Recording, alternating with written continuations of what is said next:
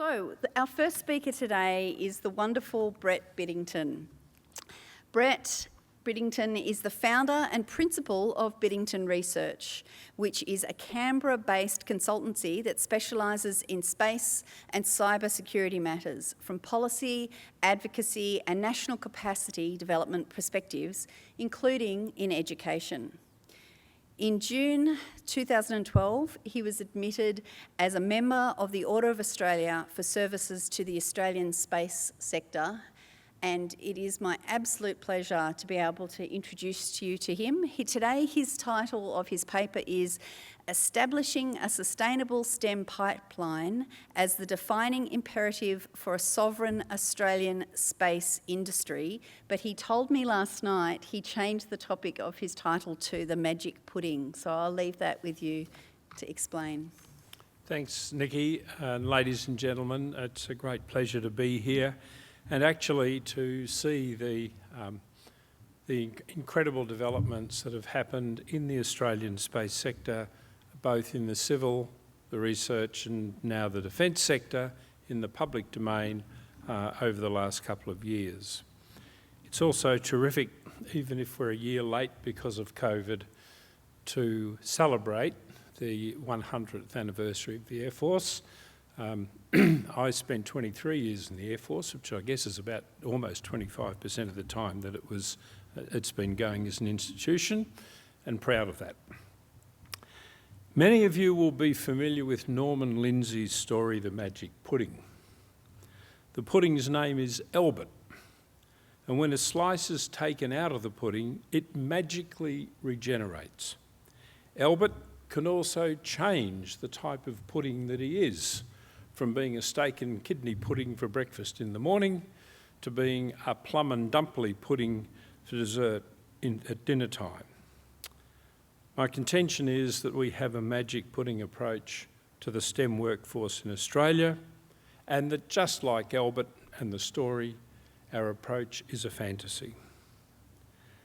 Our leaders make announcements that imply or assume the presence of a STEM workforce capable of doing all that's asked of it. Or they say nothing or very little at all about it and just assume it's going to happen. Our leaders talk about building the STEM workforce, yet the announceables, programs and initiatives have simply failed to achieve the numbers of STEM qualified graduates and technicians that Australia needs today and into the future. Just within defence in 2021, government announced that Australia would establish a Space Command, possibly as a precursor to a Space Force, would set up a sovereign guided missile enterprise, would establish and acquire nuclear-powered submarines.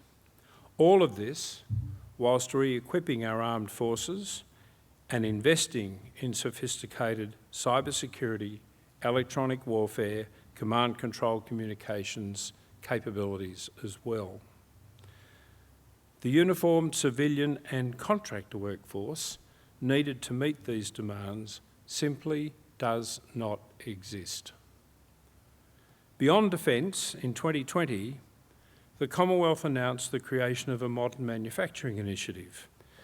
The MMI proposes to invest $1.3 billion over 4 years to, and to use the government's word, turbocharge Australia's manufacturing in 6 sectors: resources, technology and critical minerals processing, food and beverage, medical products, recycling and clean energy, defence and space.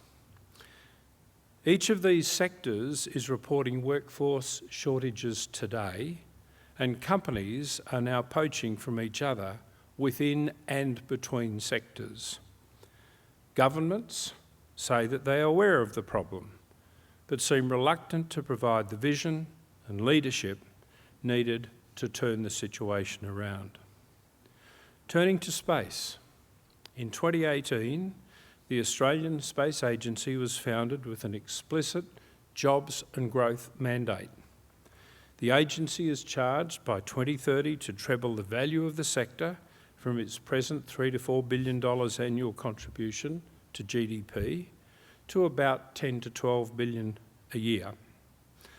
Also by 2030, 20,000 new jobs are to be created to bring the size of Australia's space workforce to about 30,000 men and women. In passing, Canada's space sector today, and they produce an annual report about these things, employs around 10,000 people and contributes around $12 billion to the Canadian economy. Why Australia needs 3 times the workforce of Canada to generate the same value is unclear. Can we afford? And do we need to pay such a premium for a degree of self-reliance in the space sector are the sorts of questions we need to ask. In 2021, the Academy of Science prepared a paper about Australia's space workforce for the chief scientist. This paper noted that for the 20,000 new jobs to be realised, Australia's universities would need to produce 300 new scientists, 900 engineers and 800 non-STEM graduates each year for 10 years just to service the space sector. This is the magic pudding in overdrive. Long before the nascent space sector, looking beyond the nascent space sector, the hard reality is that Australia is not producing enough scientists, engineers and technicians to sustain the economy we have, let alone to develop new industries. Universities have cut courses, have combined schools and faculties across the STEM disciplines due to poor and falling enrolment. COVID caused the foreign student market to collapse, leading to hundreds of academics and researchers losing their jobs. Even more concerning, the number of men and women seeking to become teachers is declining, and COVID has only made things worse. So what should we do? First, let's acknowledge that this is an existential challenge. A STEM workforce is not a luxury or a nice to have. It is essential if Australians are to maintain the lifestyle we have created and value, and if we are to maintain our place in the world. A STEM workforce is vital for defence, for critical infrastructure operations and protection, for our major export industries, and for our health, everything from food production to medical services. 3 immediate consequences of recognising the existential nature of the challenge are: first, the solutions we adopt must be led unambiguously by the Commonwealth, and that means they will need bipartisan support. Very hard, tough ask. 2, the solutions will take time to implement, extending well beyond the electoral cycle. And 3, the solutions must be effectively communicated to and embraced by the community. There are no quick fixes. Second, the policies and strategies we adopt must be data-driven, and when anticipated results are not achieved, we must be prepared to stop, change tack and adapt. An example: women are grossly underrepresented in the STEM workforce. They occupy only 1 in 5 positions. There are many funded initiatives that aim to redress this gross imbalance. Unfortunately, if a 2020 meta-analysis of 337 women and girls in STEM programs is correct, there is little evidence that these programs are moving the needle at all. Perhaps we need to look to more deep-seated problems within our workforce and the barriers to female participation in particular, barriers that include the casualisation of labour and the cost of childcare and housing. At the very point that security, in its broadest meaning, matters most, we've built a workforce on economic principles that simply fail many, and possibly most, women. In parentheses, these policies haven't done much to help men either. We need to redesign the concept of work, jobs and careers to create certainty that has been lost in the past 30 or so years. Women especially, and society more broadly, stand to benefit from such changes. We also need to change the perceptions of STEM in our society. The relevance of the STEM disciplines to daily life is not well explained and is unduly influenced by stereotypes such as the wild-eyed scientist in the white coat cutting up rats. Expressions such as she's got a head like a planet and it's not rocket science elevate the STEM disciplines to being the preserve of the very smart, the gifted and talented, and beyond the reach of mere mortals. These attitudes quickly slide to an elitist view that STEM is only accessible to the best and brightest, and at that point, many students, people at large, simply self-exclude. We need to think and challenge and change these deeply ingrained attitudes. In the 21st century, highly developed critical thinking skills, both qualitative and quantitative, are essential to citizenship and the values of democracy and open society. The addictive impacts of social media, fake news, and other forms of surreptitious online influence demand approaches to teaching that allow students of all ages to have the skill and confidence to evaluate the barrage of information that comes their way. This points to my third suggestion, which concerns education. We must revalue, reinvent, and properly reward teachers and teaching as a profession. Above all, we look to teachers to develop the skills in our children that they will need to navigate the pitfalls of the world and to become effective citizens and contributors to our society.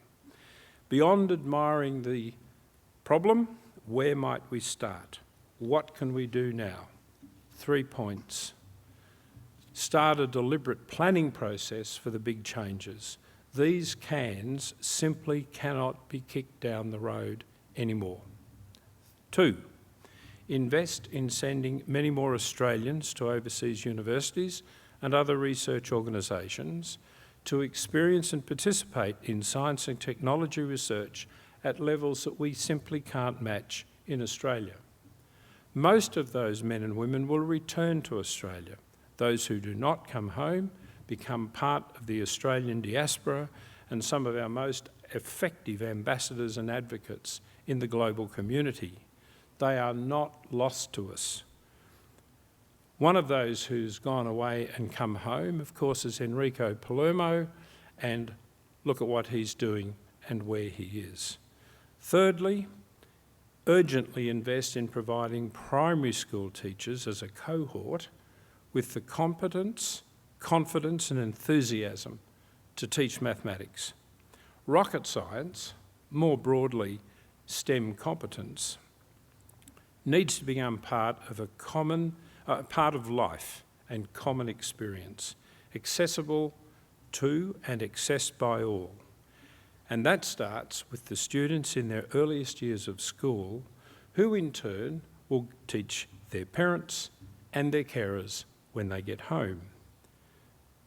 Magic pudding thinking is not part, it has no part in developing the sustainable STEM pipeline of citizens on which the security and future of our nation depends. Thank you. I believe we have time for some questions. Let me run and get my phone. We're just waiting for the questions to pop up on the screen down below. What is the role that DSESE is playing in space workforce growth, education and skills development? This is a national endeavour, ? From Jacqueline Churchill. I'm assuming DESE is the Department of Education, Science and something or other? You know as much as I do.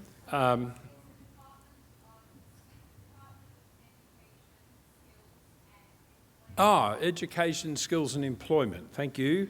I think this is actually one of the challenges that the Space Agency's got. It has an inspiration mantra, but it's got to be very careful working through the Department of Industry, and even if it were to become an independent agency at some point, to figure out where it fits relative to already existing Commonwealth bureaucracies. It's got to think about where it sits vis-a-vis CSIRO and its education and outreach centres. It's got to figure out where it fits vis-a-vis Questacon.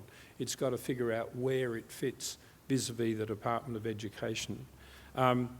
Frankly, that's for the bureaucracy to work out. I just don't know what conversations are occurring behind the scenes, but I would really think it would be great if the Department of Education would come out and make some fulsome statement about how it endorses and will assist and encourage the ambitions of the Space Agency in the education domain. I think that it would be a wonderful thing for it to do. There are other centres around the country doing space stuff. I declare my interest that I chair the advisory committee of the Victorian Space Science Education Centre, VSEC. It's a world-leading institution, a well-kept secret, and I encourage everybody to go online and have a look at what that centre does. And we know from research done by the University of New South Wales that that organisation actually moves the needle of the kids who experience the programs that centre runs, vis-a-vis things like National Science Week and Questacon and the Discovery Centre in Adelaide, which really preach to the converted, to the kids who know they're going to be scientists and engineers. What I'm interested in is moving that cohort of young men and women who don't really know what they want to do, some of them, not all of them, but some of them, into the sciences, mathematics, engineering and technical domains. We know also that there'll be another group who always want to be artists, lawyers, doctors, whatever, who don't particularly want to work in the more conventional STEM disciplines. Thank you very much, Brett, for that wonderful talk and for answering that question so well. Thank you very much.